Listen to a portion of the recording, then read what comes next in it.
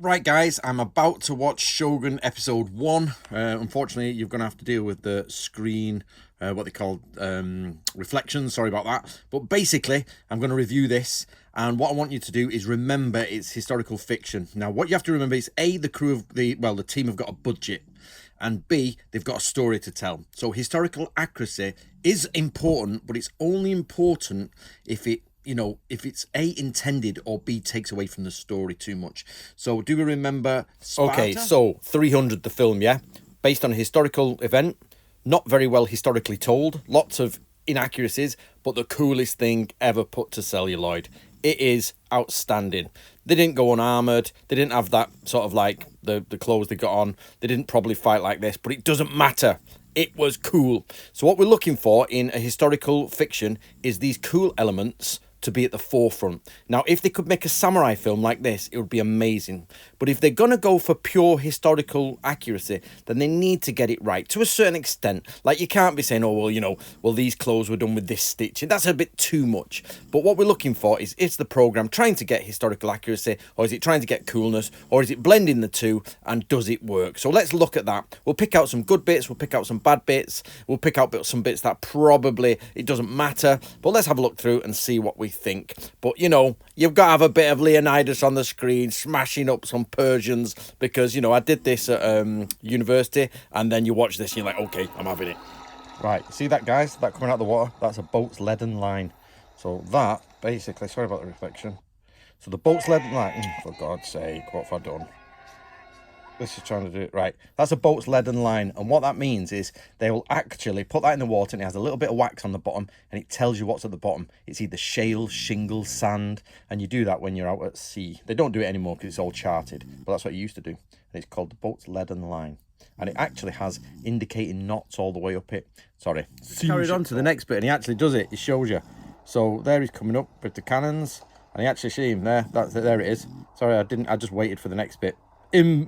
Impressive seamanship knowledge there from the Cummins. There you go, he's taking out the wax, checking the bottom. I said this in my review of the trailer. It's annoying, that's called a bowsprit, yeah? And I don't think this would be mega tight by then if that's one of the Strouds holding it down or the stays. And basically this would just collapse. I don't know why it's like this. This probably housing would sit in there, but it's really annoying. They've just sort of like obviously welded it there, and it's like, oh, it's broken. No, it would literally, when a bowsprit breaks, it just will break off, or it will just collapse and down.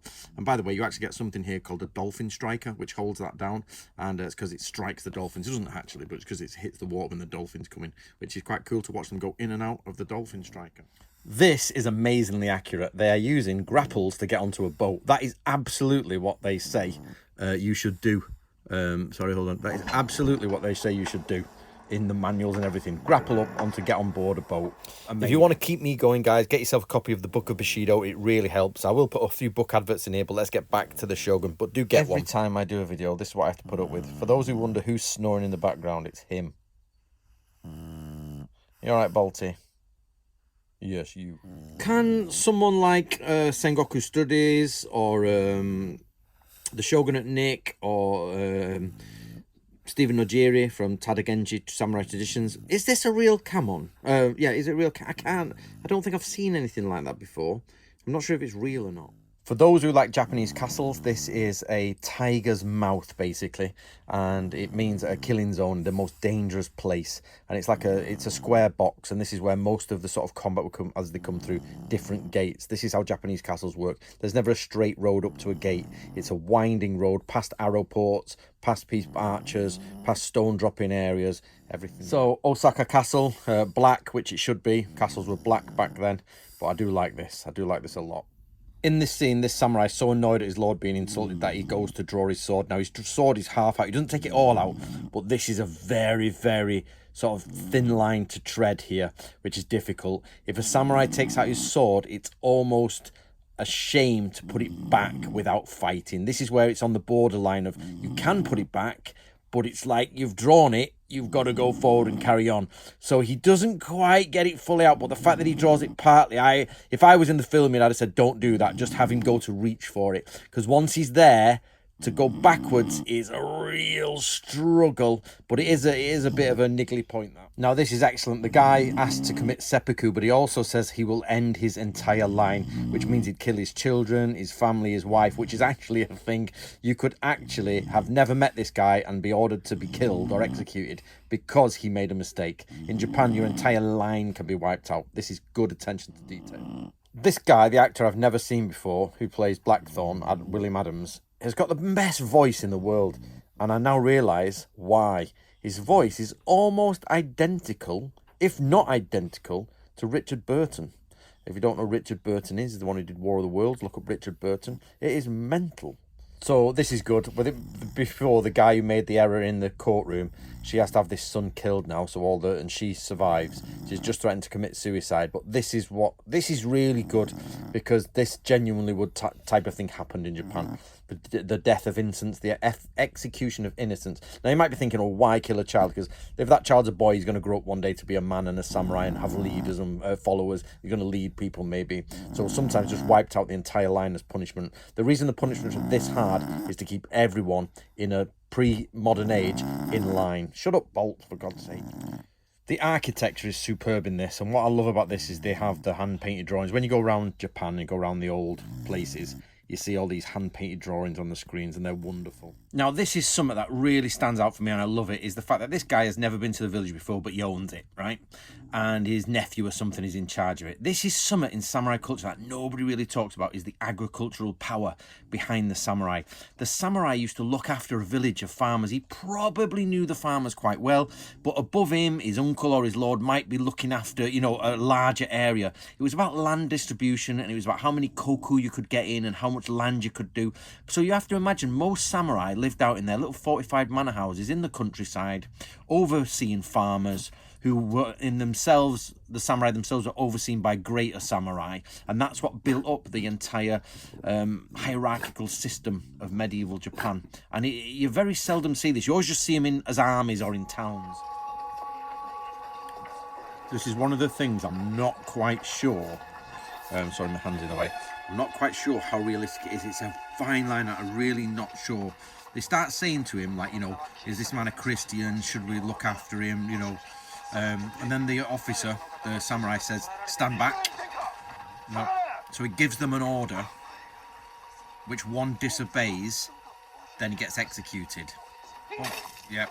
So what I'm not sure is, because you can't just randomly kill people as samurai. This is one of those myths, you can kill and execute people, but there has to be legal precedence for it. You have to be within your rights to be doing it. You can't just run around murdering people. Obviously, they probably did and got away with it, let's be honest. But the laws, if I'm right, and I might not be, in Japan state that there has to be at least a reason for it. And he did disobey then, so I think he would be within his legal rights.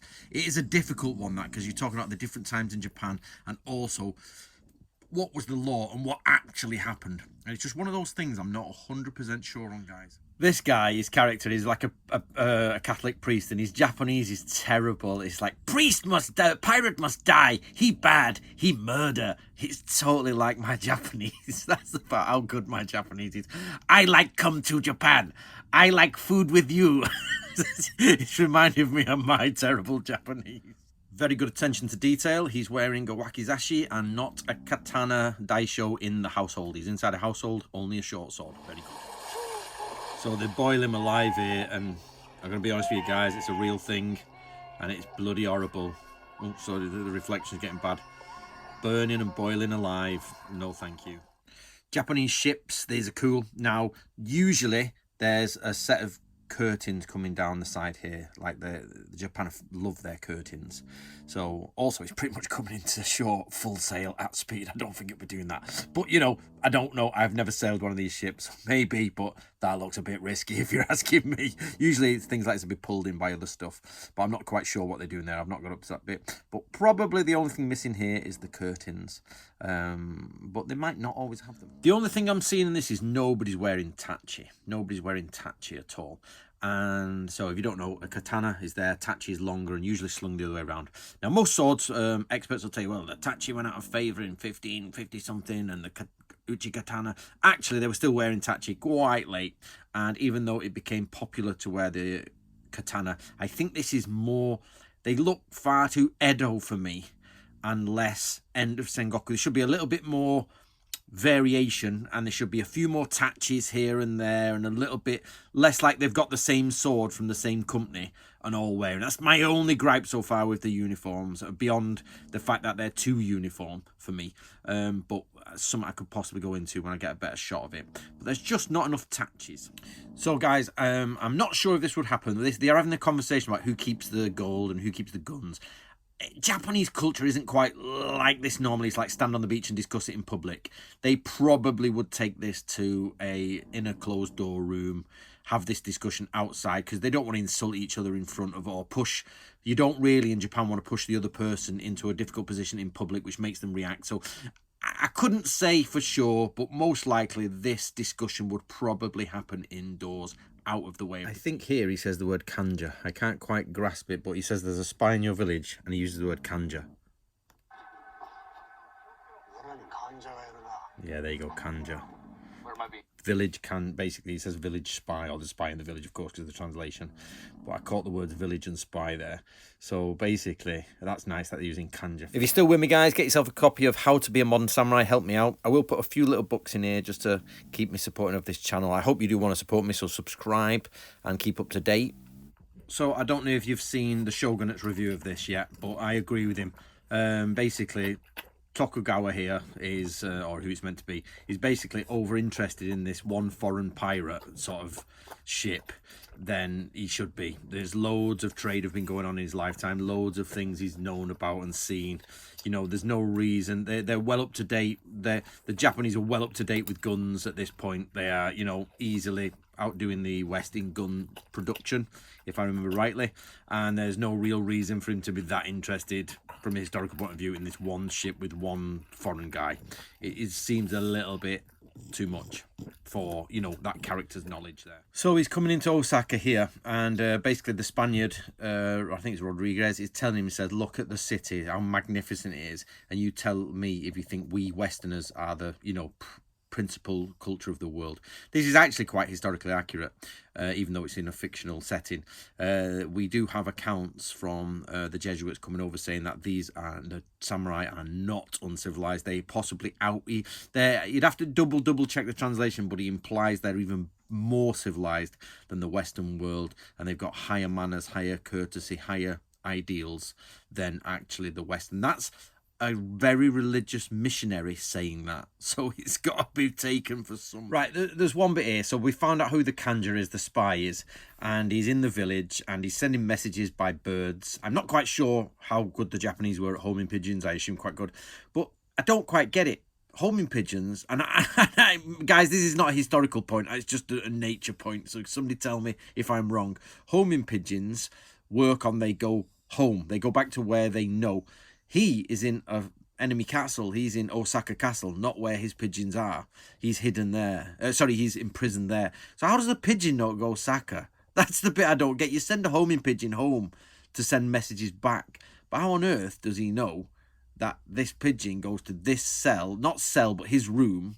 It's too much. I don't know. You know, I mean, do homing pigeons work like that? You just put an address in it, you know, type the address in on its breast, and off it goes to room 4, Osaka Castle. You know, I don't think that's right, guys. Correct. This is a very quick shot, so you got to be careful, but it's brilliant. It shows you just how castles used to be. When you go to places like Osaka and you go to places like Tokyo, the castle there, and you go to the castle ground and you think, oh, this is wonderful. But this is how big Japanese castles really were. So basically, outer moat, second section, inner moat, that's another moat, then the Honmaru there, and you have to go all the way around these places. So we might have answered the pigeon question here. I don't think he's in Osaka Castle. I think he's in his residence in Osaka. It didn't make that clear. I think he's in his own residence, so okay, the pigeon would work then. It just seemed from the way it was shot and cut is that he was inside Osaka Castle in an apartment in there, you know, like literally inside the castle keep. But actually, I think he's in his own residence in Osaka. I'm not quite sure, which would answer the pigeon thing. Right, guys, I'm about to do episode 2, so this is going to be in a playlist, so please check out my playlist. And basically, I'm going to do all episodes and then give you a roundup at the end of what I think. But so far, very quickly, from a story point of view, it is superbly done. characters are there. No woke nonsense. No nothing crazy. It's really good. Historically, superb.